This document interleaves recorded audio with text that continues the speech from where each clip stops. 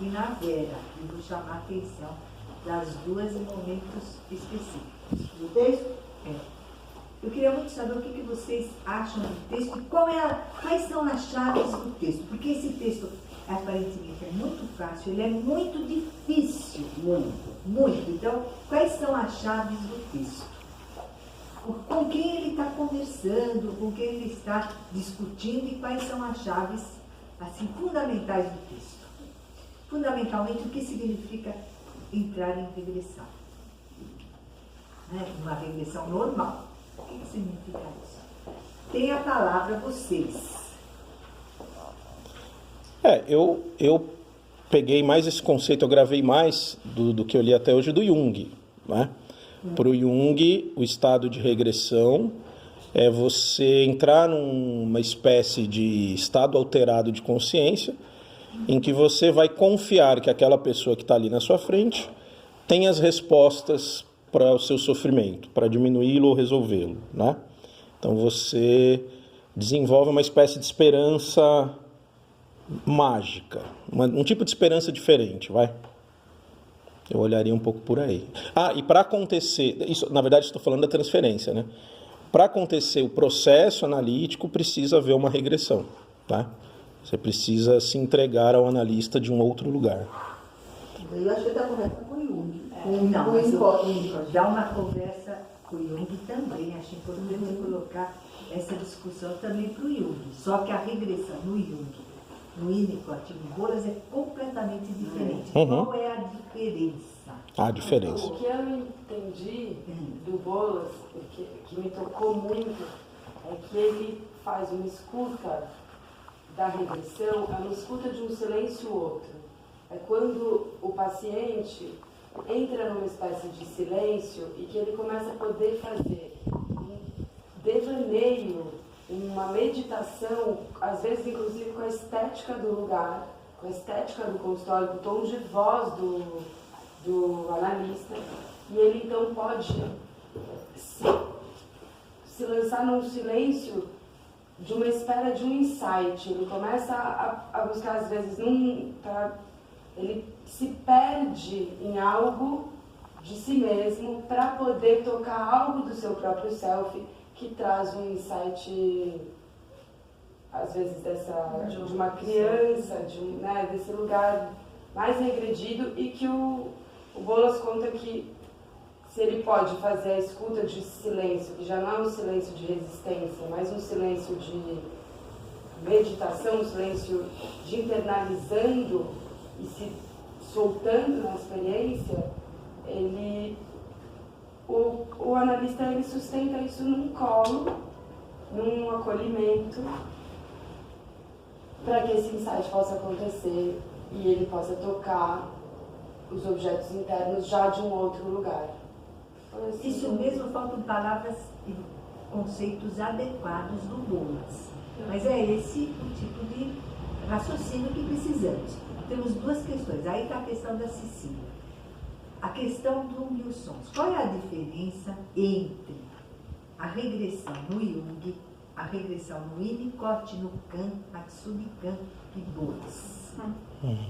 E o Winnicott? Porque os demais, que não são da psicanálise contemporânea, têm até o processo de regressão, mas não fazem essa aposta.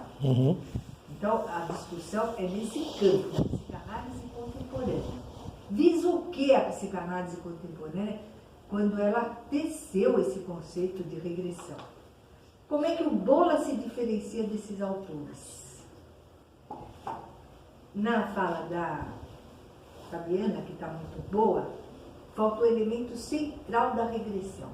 O que é que você abre mão para regredir? Então, são as funções do ego que ele deixa, ele parece que é um lugar que ele no campo clínico, ele entrega para o analista as funções de administração do ego. Ele se permite isso. Ele entra no estado de recepção e evocação. E eu gostei muito de uma coisa que a Camila falou essa semana, não consegui lá, que essa questão se torna uma busca parada. Esse estado de recepção evocativa, assim, que a possibilidade, porque você está no estado receptivo, você pode vir ao encontro de outros objetos internos.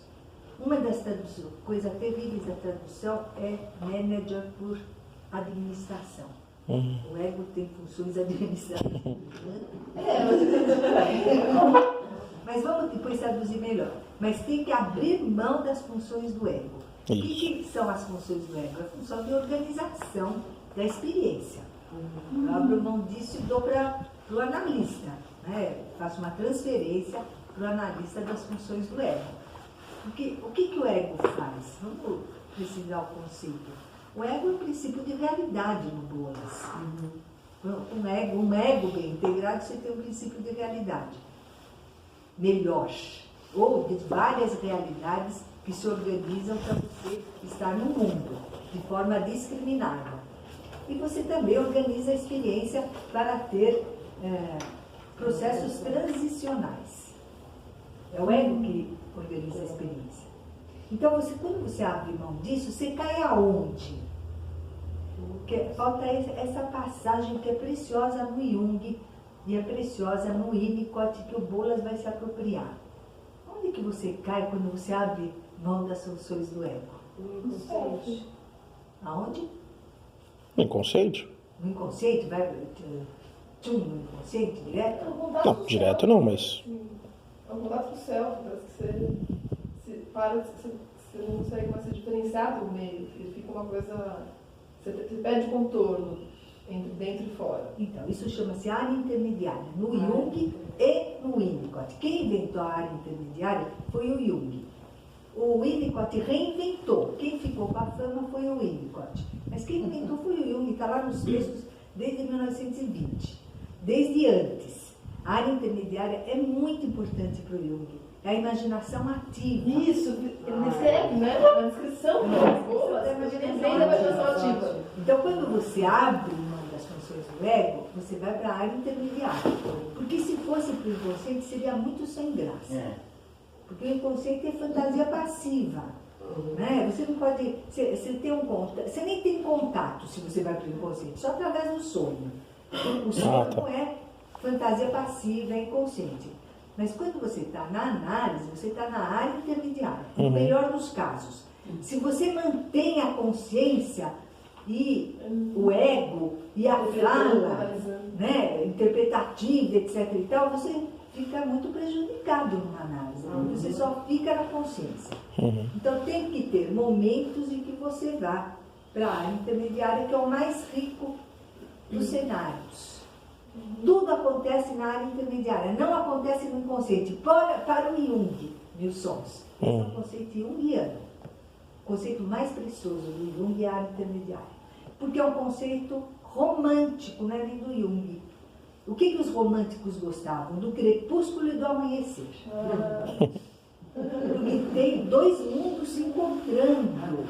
Eu não gosto nem da noite, até eles badalavam à noite. Nem do dia solar, que coisa chata, o sol, discriminando tudo. É preciso de um facho de escuridão.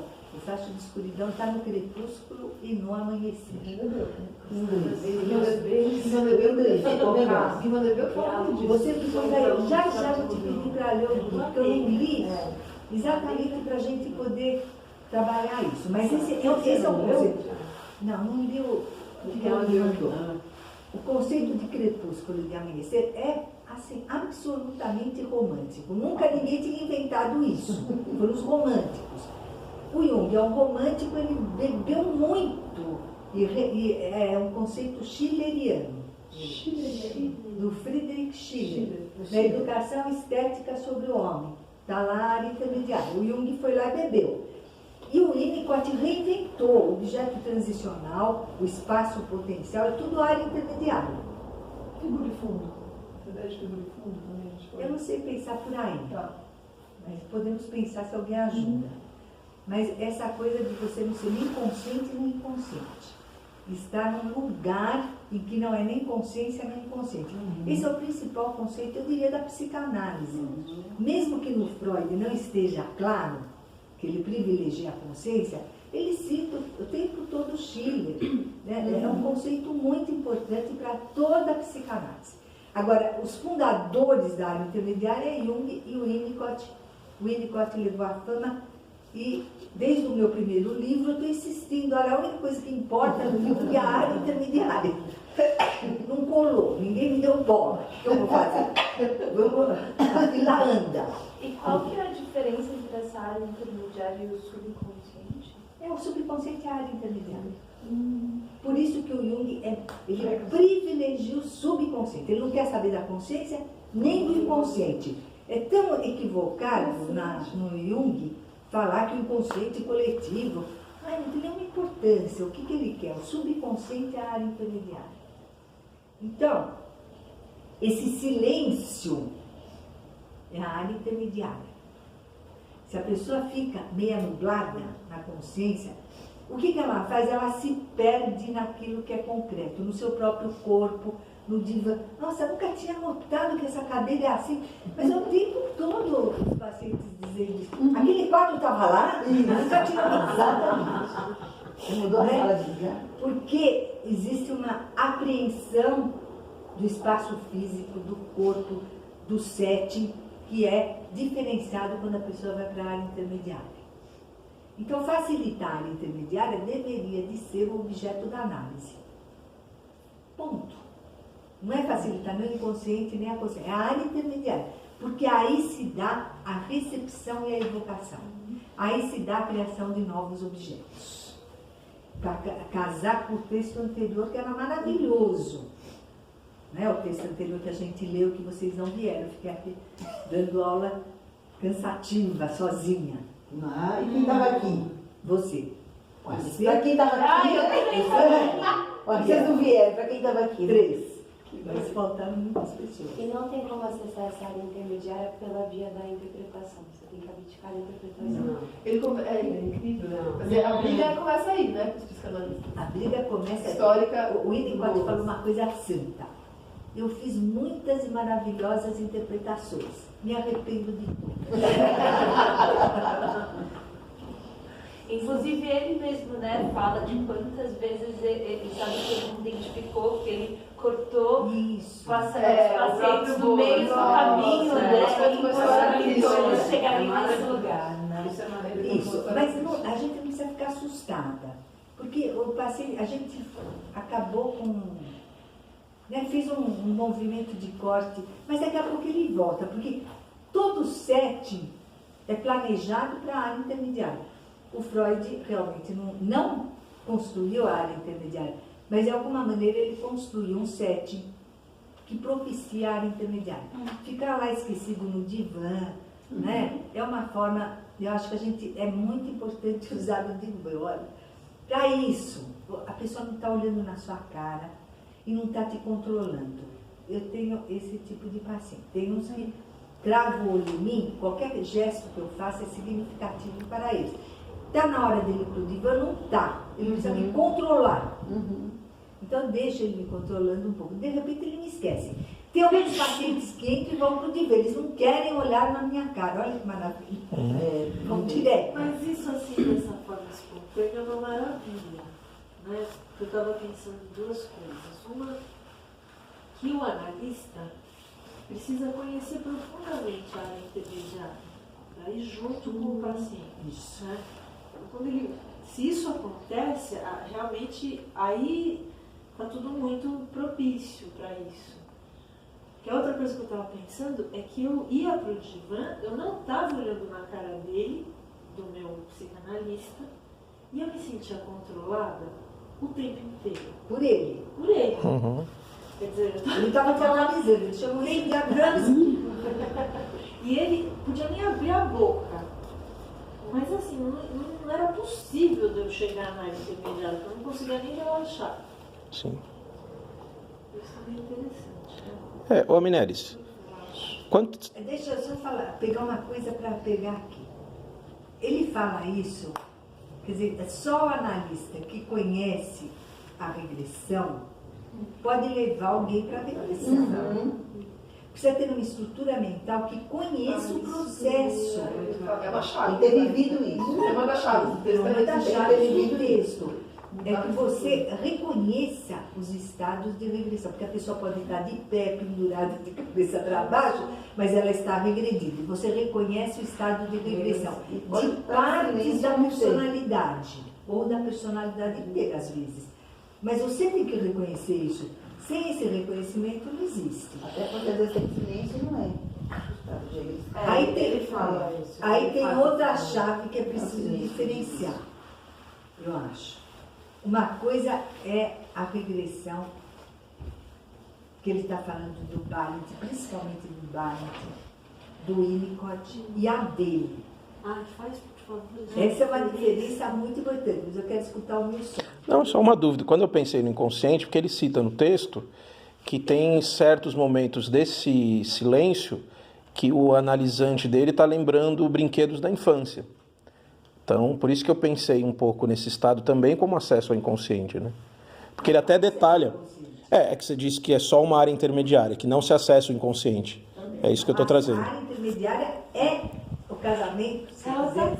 É o pré-consciente, identificar É e o identificar. crepúsculo, é o encontro dos dois. É o encontro. Sim, mas você falou que não acessa o inconsciente. Não. Por isso que eu estou trazendo. O inconsciente na análise, eu acho que é uma forma de pensar que pode ser episódica, que tem valor, mas o que o Bolo está dizendo é que a análise é a área intermediária. Uhum. Com acessos ao inconsciente. A área intermediária é o encontro do consciente com o inconsciente. É o encontro de dois É o mundos. pré-consciente, a passagem do inconsciente para o consciente passa por lá. Você fica entre dois mundos. Que ele retrata ali. Que não é nem um mundo, nem outro mundo. Então. É a área intermediária, ele acessa os dois mundos e produz um terceiro. Não, mas e a memória? A memória aí entra onde? Por exemplo, quando ele lembra do brinquedo. Ele está lembrando de um aspecto do inconsciente, só que ele está na vigília, ele está acordado e de alguma maneira se comunicando com o outro. Ele está Tá. consciente. Entendi. Então, uma coisa é lembrar do brinquedo no sonho.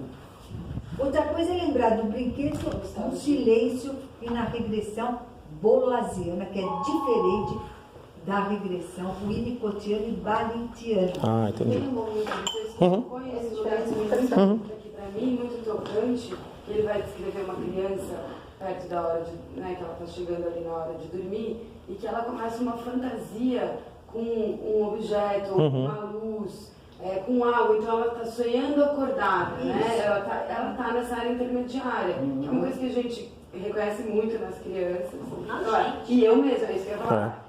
É muito tocante esse momento, porque é quando você deita e fica com seus objetos fazendo uma espécie de...